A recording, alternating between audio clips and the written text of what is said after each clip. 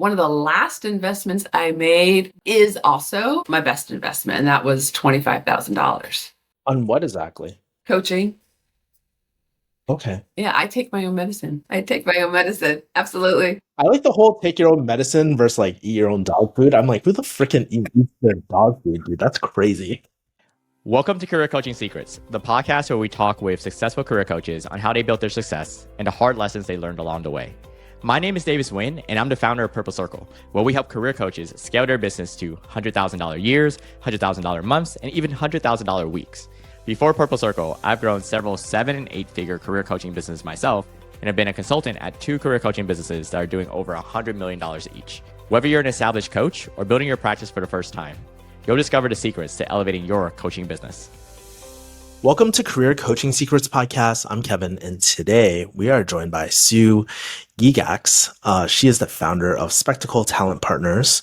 Welcome to the show, Sue. Thank you so much for having me. I'm delighted to be here. Delighted. And you did a beautiful, phonetically perfect pronunciation of my last name. Well done. Well done. Oh my God. I was like literally panicking like before the podcast because I was like, oh my God, I don't know how to say her name, but I'm glad I nailed it after your guidance, by the way. You're a quick study. That tells you how good of a coach you are. Yeah. Let's kind of dive into it. I want to hear. So I like to start this podcast by going into origin story, the lore, and I would like to start at the very beginning. Tell me the story about like when you decided to become a coach and more importantly, turn it into a business. Yeah, that's such a fabulous question. So I'll tell you the immediate and then a little bit of the backstory. So it was the summer of 2023. So remember what was happening in the summer of 2023. People who had stellar careers had developed into vice presidents, senior leadership positions, were finding themselves getting laid off for the very first time in their lives. And they had no idea what to do.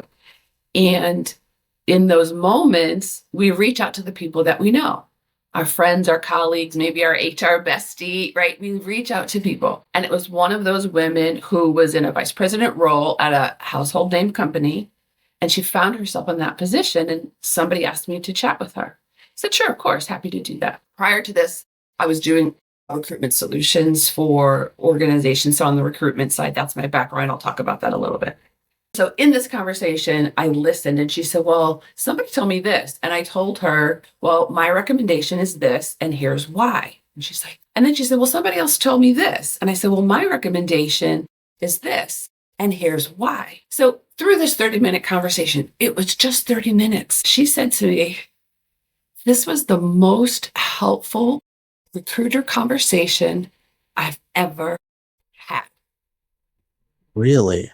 And I said, oh, thanks so much. That's great. And I went on my merry way. I was telling my husband later that night, and he said, what are you doing? I was like, what do you mean? That was great. She's lovely. And it was a great conversation, and it was so helpful. He said, how many other people need what you know? He said, you've sat in the closed door interview debrief meetings for decades. You've already know what happens behind those doors, what people look for, what the proximity is, right? I've seen the backside of an applicant tracking system. I've implemented applicant tracking systems and so many other things. He said, also on your recruitment side, you always lament to me how unprepared the executives are for their interviews. I was like, oh, have you ever heard that saying, you can't see the label from the inside of the bottle? Yeah. Right? Especially as a pharmacist, I read that. You have to hear that all the time. Okay. Kevin, that's awesome for you. I love it. Okay. So that was my husband. He was helping me see what I couldn't see. And that was the genesis of career advisory. So what's that kind of transition like? I mean, did you cut cold turkey? Did you slowly transition to it? Like, I would love to hear that story. Yeah, it was definitely a slow transition. And I should preface this by saying I was laid off in December of 2019. So I was at a high growth. I've worked at multi-million, multi-billion dollar companies. I'd led 25-person recruitment teams. We hired over 4,000 people a year at these 2 different organizations for 11 years. But all total, I have a 28-year career in corporate talent acquisition. So I remember when we used to fax resumes in. I remember opening resumes with my little letter opener. I remember placing ads with an ad agency in the newspaper. So this is my background and I love it. So the transition was slow because, and this might be something the other coaches can resonate with, it's difficult to let go of what you know, the familiar, to take a trek into something that's unknown. And the unknown part for me was, what would that even look like? How would I even help? And so slow transition is the answer to your question. Yeah, it's really interesting. And it's interesting how your husband kind of helped notice that like gap in the market too. And so what I'm curious about, like, let's fast forward to today. Sure. Who is your ideal clients? How did you decide who you want to help? And what's the problem that you really help them out with? Yeah. So my ideal client, to answer the first question, are really senior corporate leaders. They are the people who've been heads down working for 8, 10, 12, 15 years and either get laid off or start to wake up and realize they don't like Mondays anymore. They did, but they don't like them anymore. And they're not sure why. Those are my people. You hit something in your like LinkedIn bio, by the way, like love Mondays. There's like the Sunday scaries and the Monday. I forgot there was the Monday one, but yeah. I don't know if there is a Monday one. I know the Sunday scaries. I'm not sure about the Monday one, Kevin. I'm gonna have to find out. Yeah, but ChatGPT will help you. Yeah, but yeah. What I was asking was like, what is kind of the main problem that you help them out with? But you kind of alluded to it. Yeah, it really is helping them see the gap in their game. So when your career grows, your career building skill set must also grow. And most of them don't realize they have a gap. So think of it this way. Think of it like my job, I'm an amazing musician. I play my instrument beautifully. I know every note. I practice. I hone my skill set. I can hear problems, right? When I'm listening to music, I know my craft. But your career requires you to develop a different skill set. And I call that a conductor skill set. So you use your background and experiences. Those are your foundational pieces, right? You need the foundational understanding of instruments and what notes should sound like and what good looks like. You need all of that. But you also must learn, what's the overarching symphony? What's the tempo? Yeah. What's the sound? Where's the harmony? And that's the skill set that I help people develop, that they can take their musician skills and become a conductor of their career. Yeah. And I try and put myself in your client's point of view, shoes, I guess. Yeah. Do they have any other feedbacks? Like, it's really interesting that you could kind of provide that like feedback loop for them. But like without a coach like yourself, do they have any feedback loops or anything like that in their existing organizations? Sometimes it is really dependent on where they go and who they trust to give them that feedback. I see. Right. So the woman that I mentioned that at the top of the story, she had already gone to multiple people. She'd gone to people who have a point of view and probably lent her some helpful advice.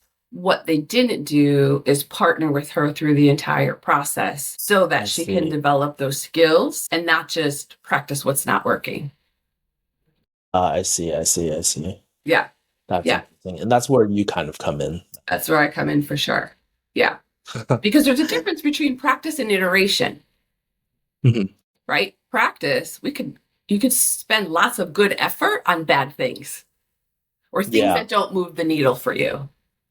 Lots of effort, lots of time, lots of activity. I'm busy, but it's not actually moving the needle. And you just don't know that it's not until somebody comes along and points it out. A coach, right?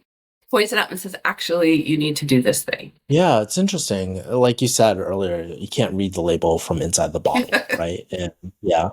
And I think about if people are listening to this podcast, they know that I am like a martial arts junkie and stuff like that. Ooh, okay. It's very the same, right? Like sometimes like as a practitioner, you'll focus on the small, minute detail. And it's not to say that small, minute detail isn't like important, but there's a level of priorities of different things that would improve your game way more. And in the workplace, it seems very, very similar, where kind of just like an athletic coach or a martial arts coach would come in and just be like, hey, this is actually your 10x gain over here, not this like 0.5x gain. Like, you know what I mean? If we were to quantify it. That is so insightful, Kevin. And you are absolutely right. Most people focus their time on those 2x linear gains, right?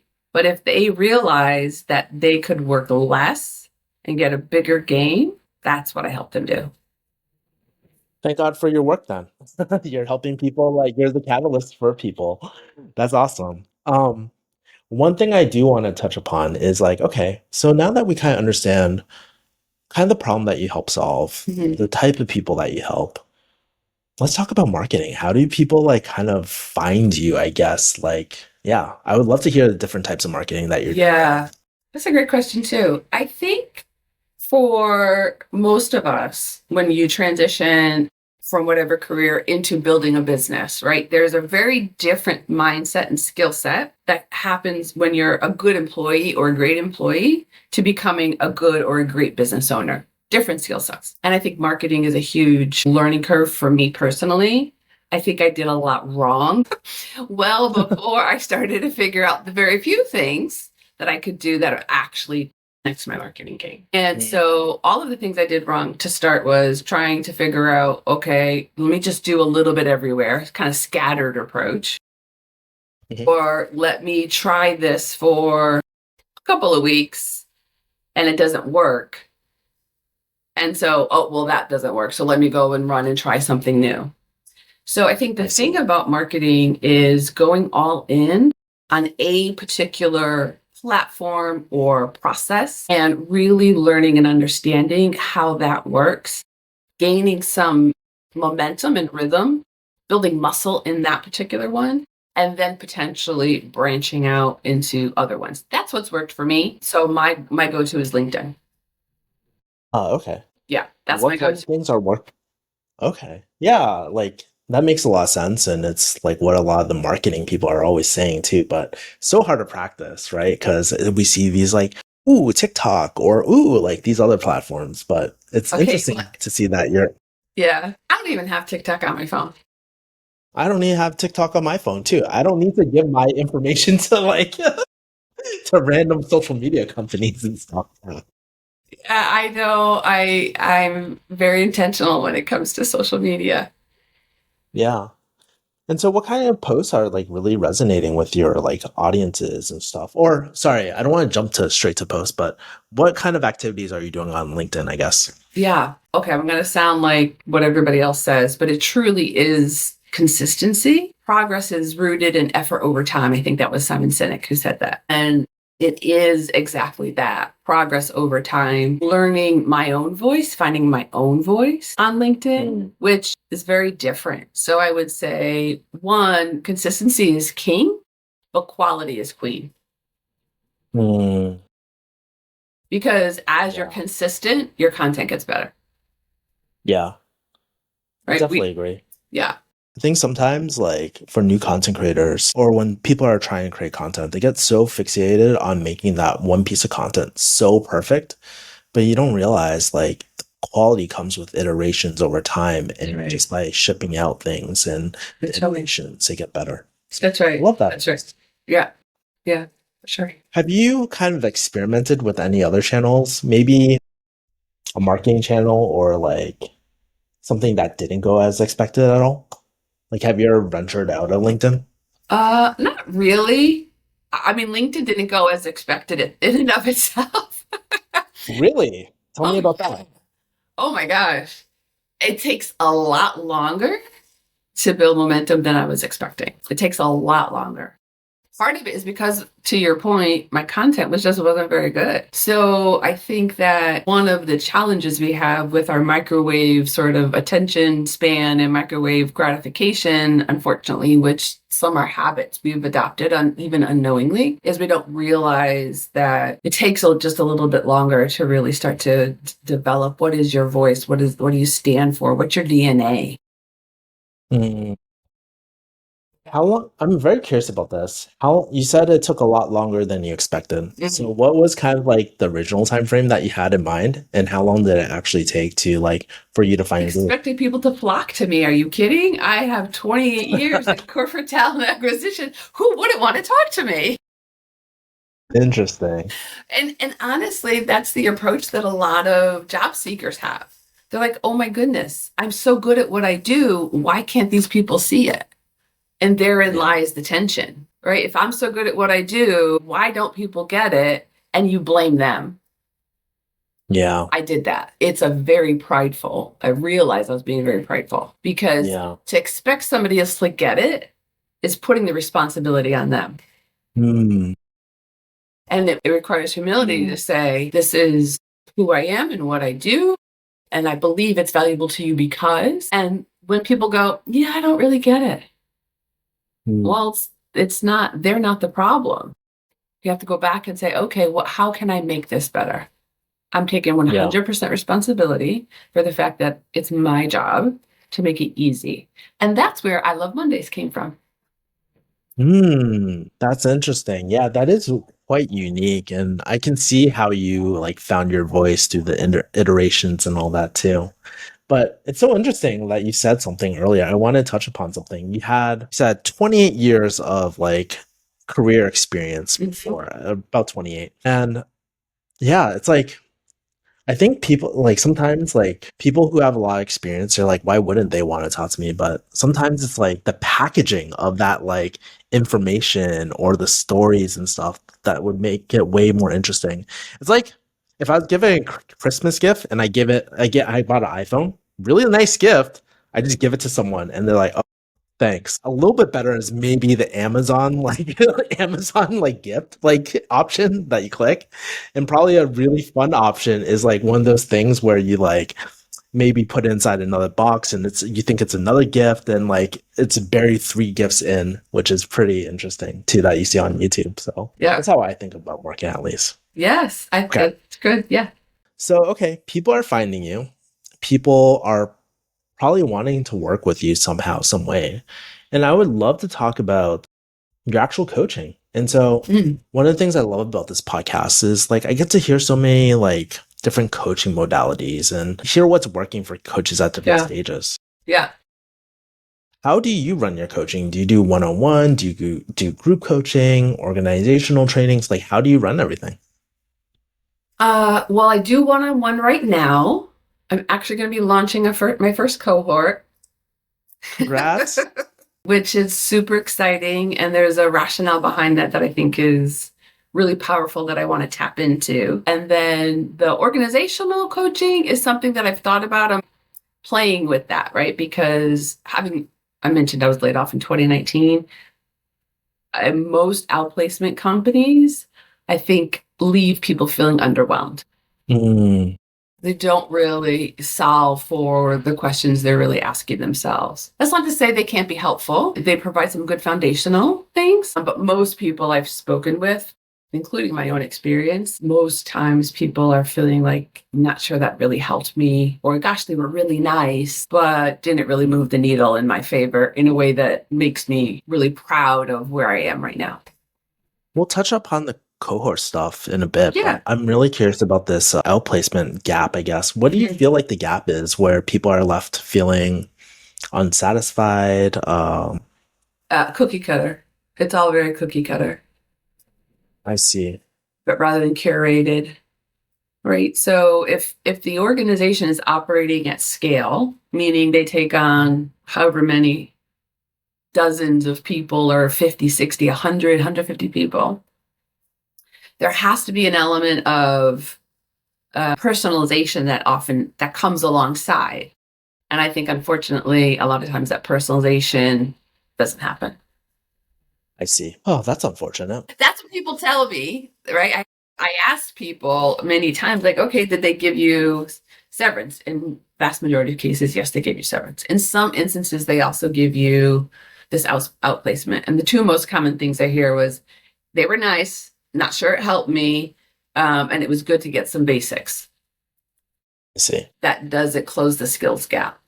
And so they're I left see. at risk, really. They're left at risk. So you've been kind of wondering, like, it sounds like this has been kind of on the back burner, that this has been kind of stewing over time. But I do want to talk about your cohort type of thing Yeah. because you seem really excited about it. Tell me about the rationale behind like launching this. Yeah. So it's the power of community. Number one, right? A trusted place where you can ask questions that sometimes you think you probably should already know, but you don't. So it's a power of community. And then also, I think when you can hear, for example, me coaching somebody else, you get an aha moment simply because they asked a question. Mm, So it's that connectivity oftentimes that happens in those small trusted communities. It's the connective tissue between, okay, I'm doing this and I'm doing that, but I was missing this connective tissue because somebody else asked a question. And yeah. it goes back to the label, right? Can't see the label from inside the bottle, I think. Yes. Yes. It's interesting because I've been in cohorts before, and sometimes someone asks a question that is better, that they can articulate better than I can. Yes. Oh my God, this is like way, yeah. That's true too. That's a really good point. Yeah. Yeah. It's like, oh, I wish yes. That's really good. Yeah, and something I'm really curious about too. I love to talk about pricing strategies because this is where a lot of coaches like struggle the most.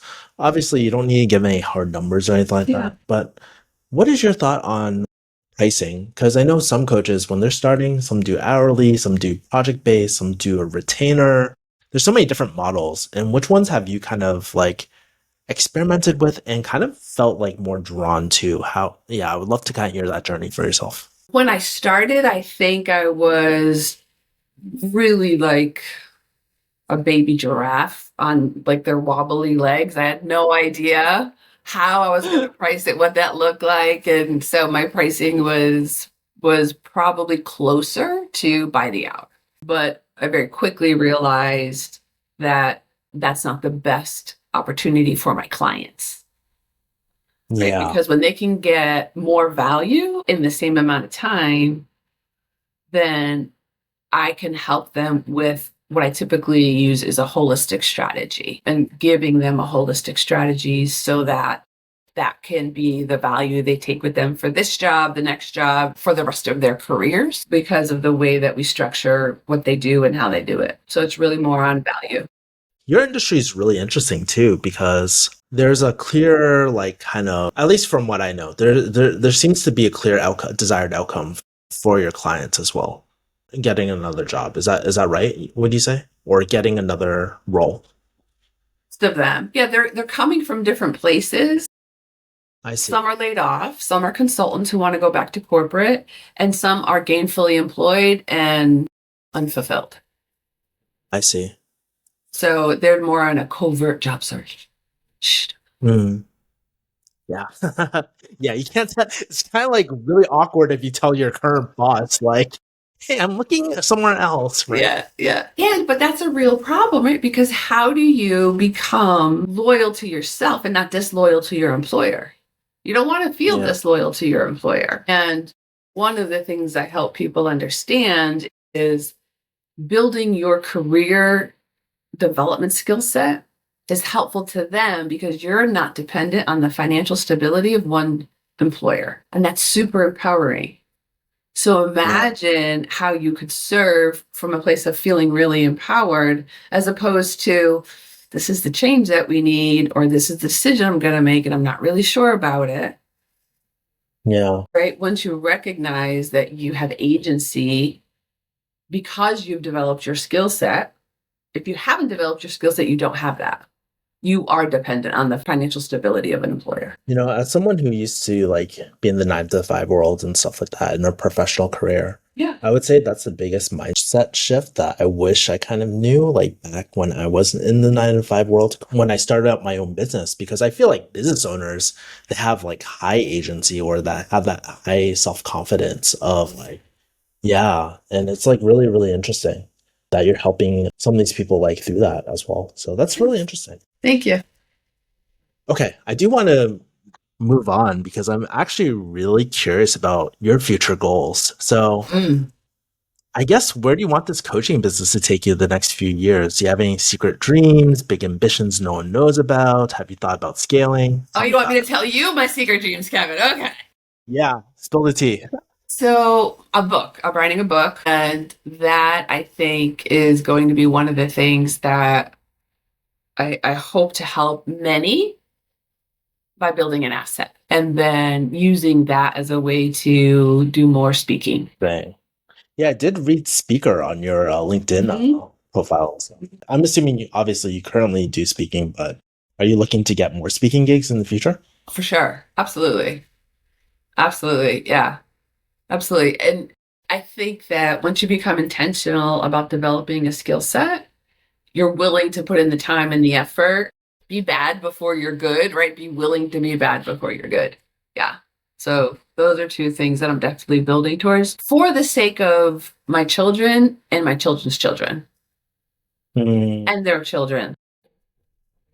Yeah, almost like a kind of like a legacy, I guess, kind of. Absolutely. Yeah. Absolutely. I'm also very curious too for your current business. Mm-hmm. I don't know how big your organization now is, but like, do you ever think about hiring too? I do. I think that, one hire can be a multiplier for your business, for sure, if you know the right person to hire. And I think that as I'm continuing to iterate, once I land on where I think that multiplier is, that will be a fabulous unlock. Yeah. If you're gonna make a prediction, right, in the future for our future, and let's say you are absolutely going to hire it in the future, we just don't know when. Okay. Who do you think your first hire would be? Like what role, I guess? Obviously, you don't know the person, right? Yeah. I think it would probably be somebody who could do some of what I'm doing now that is not my truest zone of genius. And I don't even like that term, but everybody knows what that term is. And I don't have another term, but is truly in my wheelhouse. So I believe from the top of my head to my tips of my toes that one conversation can change your life. And I believe that people who can walk into a high stakes conversation like an interview and own their value in a way that feels genuine and makes them enthusiastic about talking about what they do, that is something I know that I do well. Yeah, it's really interesting. Anything else outside of that? Yeah. That's your question. Anything else? Yeah. No, it's like really interesting because we were talking about like multipliers earlier, right? And this book in my mind by Ben Hardy and Dan Sullivan, 2x is easier than 2x, right? That's the name of the book. I'm reading it right now. Oh, you are? Yeah. Okay. It's one of my favorite ones. I got gifted an early copy pre-pub, like, because I know the YouTube strategists and stuff like that. Oh, okay. We're going to have to talk about that when the podcast is over, how you got an early copy. For sure. We can definitely talk about that. But yeah, I think about that. And even as I've been making like strategic hires, like for my business, it's not a coaching business, but I've been making strategic hires and finding my like the thing I hate, like that's like X growth to the business, or maybe even negative because I hate doing it. But finding someone who with that skill set, that's their 10x has been the biggest unlock for the business too. It's really, really interesting being able to find that again, that concept of who, not how. Yeah. Ben Hardy and Dan Sullivan talk about. That's right. Yeah. Okay. Let's play a game if you're open to it. Let's move on to the next segment. I'm competitive, Kevin. I wish I could. Honestly, I've been going back and forth with Davis. He's the founder of Purple Circle. And I'm like, man, I really want to do a Japanese game style like type of thing. But he's like, no, Kevin, like we got to be like somewhat professional. I'm like, okay. I don't know what that is. So you can Japanese. Yeah, I don't know what that is. Japanese game shows are crazy. I'll tell you off podcast. Okay. But, okay. Yeah, one of the things I'm really interested about are people's investments, business investments in particular. Okay. And there's this really fun game that I like to play. It's called First, Last, Best, Worst. Okay. So what was your first business investment that you ever made? The last business investment that you made? The best one and the worst one. And they can overlap too. If like, let's say your first one was the best one or whatever, or your last one was the worst one. Okay. You don't have to give any names, but I would love to hear. Okay. We'll rapid fire this. Okay. I think one of my first ones anyway was a website. So just buying the GoDaddy, whatever. Like that's how little I knew. Like, how do you buy, a URL? I knew nothing. So not a big investment, fortunately, but still an investment. One of the last investments I made is also my best investment, and that was $25,000. On what exactly? Coaching. Okay. Yeah, I take my own medicine. Absolutely. I like the whole take your own medicine versus like eat your own dog food. I'm like, who the freaking eats their dog food, dude? That's crazy. But okay. Yeah. You don't have to give any names. So what kind of coaching is it? Sales. Interesting. Yep. So that's the best one so far. I think so this is a mindset for me. I don't believe that there's a one-sided thing in the world. So I don't label anything bad. So I believe that if it's not working for me, in other words, in a way that I thought it would work, I expected it to work, then I do believe that there's an opportunity to, with humility, turn that around and say, how is this working on me? Yeah, there's always a silver lining to the worst. How about we reframe it to something that's a little bit more neutral? Something that you invested in that you wish you could get your money back from.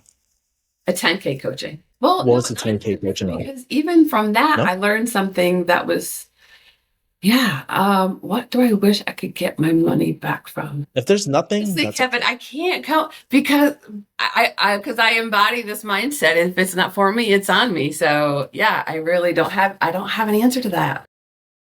Love it. Cool. I'm also curious, this is outside of the game, but what I'm really interested in is like, how has your decision-making process changed about like making certain investments? Because I'm sure when you were just starting, it was very different from now. Oh, golly, yeah. That could be 3 podcasts. I think mindset is actually the biggest shift, right? Regardless of you're a business owner or somebody in corporate who's got this side hustle, whatever it is that you're doing, the ability to understand how to upgrade your mindset and not accept that every thought you think is true is the thing. And I think that just that alone has been monumentally shifting, because everything that I do, I always considered myself very skeptical. And I thought that was a benefit to be skeptical, but I realized that was just being afraid to be wrong. Yeah. And so now I go into it curious. Maybe I'm right, maybe I'm wrong, but I'm curious. I have a much less attachment to it. Yeah, because I'm a science nerd. I was a pharmacist and stuff. So I know how the brain works, and something like the reticular activating system, which is our like radar, it's the reason for our confirmation bias. When we think something is like not worth it or a scam or something, we look for all the things that are wrong to confirm our bias and stuff. That's right. That curiosity is like amazing. Yeah. Because you have to be open. You have to be open for it. It's like going to buy a car. All of a sudden, all you see is that car everywhere on the road, and you never saw him before. That's your RAS, right? Yeah. I kind of understand what kind of stuff you read and done. Okay, we're on the same page. I like this. I'll talk to you off podcast. Okay. Sounds good. Final advice. Knock on wood. I hope this never happens to you, by the way, Sue. Okay. But let's say your business. Have you ever seen Avengers? Yeah. Yeah. So you know how Thanos snaps his fingers and like half the population disappears? Yes. Well, let's say Thanos snaps his fingers, and unfortunately, it was all your clients, all your followers, all your relations. Wow. Okay. And you're like, man, it's probably the least of our worries, but you have to rebuild this coaching business. Okay. I'm very curious. What would your first 90 days kind of look like? Okay, let me think. Well, fortunately, I'm starting from experience, right? Because he didn't wipe my brain. So I'm actually starting in a different place. I would get more sales faster. I would find a mechanism to get more sales faster. And not worry so much about, how's my website look? How does my program, is it just perfect? That document that I'm creating, I need to fix the spacing, right? Like Yeah. the things we hyper focus on. And I would just get more sales faster. I love that. If we were to draw a smaller circle, meaning like if we go a little bit more tactical, what would that daily activity or what would that first activity look like? Would it be posting on LinkedIn on a certain post or or talking to people? How would that look like to you? Conversations, not surprisingly, like I mean, I'm an interview girl at heart. Yep. And I believe in the power of conversations, and it would be asking. It would be asking people what's missing for them. If they are unemployed, what's missing for them? What do they think they need? And then starting to build dialogue around those things. And I think the other thing would be so a lot of conversations, asking people for short conversations, by the way. Don't ask people for 45 minutes, 15. It's long. Yeah. Right? Like just 15 minutes. Like, hey, I'd love to hear your work story. How cool is that? It's an invitation, 15 minutes. So those would be what I do. More time later. If you want to, sometimes the 15 minutes is up and you're like, thank goodness. I mean, just really. Yeah. Yeah, that's my point though. How many times have we been on those 30, 45 hour-long meetings and you're like, oh my God, this is the worst, right? Yeah. But you can always, if you're enjoying the conversation, you can always ask for more time. If they are too, absolutely. Absolutely. And people have a hard time saying no to something as simple as that. So that would be the day. And still my days. I'm still looking to get in as many conversations. I shouldn't say as many conversations as possible. As many intentional conversations as possible. Conversations that move the needle. Because more is not better. That's right. Did I answer your question? Yeah. Good. I love it. Okay. I'm sure there's so much more I could ask you on who are those, who would you have those intentional conversations with? But I think this is a good time to ask, if the audience is curious about, have all these questions, I'm so curious, how can people find you? How can people connect with you? Yeah. Thank you for asking that. I appreciate it. People can find me on LinkedIn. So Susan-Gygax, Gygax. It's not as scary as it looks, right? What'd you say? It was easy, right, Kevin? After your coaching. It's not so bad. Not so bad. And I'm on LinkedIn a lot. So they can find me there, or they can just email me. Susan@Spectacle Talent Partners. All one word. Yes, it's really long. I should have thought of that before. Susan@SpectacleTalentPartners.com. And my future book. Yes. Yes. Maybe offline I'll tell you the title. Yeah. Perfect. Okay. Love it, Sue. Thank you so much for all your generous advice, your life experiences, doing coaching and all that. It was really, really valuable, and I had a lot of fun, especially that Thanos question. And That's it for this episode of Career Coaching Secrets. If you enjoyed this conversation, you can subscribe on YouTube, Spotify, Apple Podcasts, or wherever you're listening to this episode to catch future episodes. This podcast was brought to you by Purple Circle, where we help career coaches scale their business to $100,000 years, $100,000 months, or even $100,000 weeks, all without burning out and making sure that you're making the impact and having the life that you want. To learn more about our community and how we can help you, visit joinpurplecircle.com.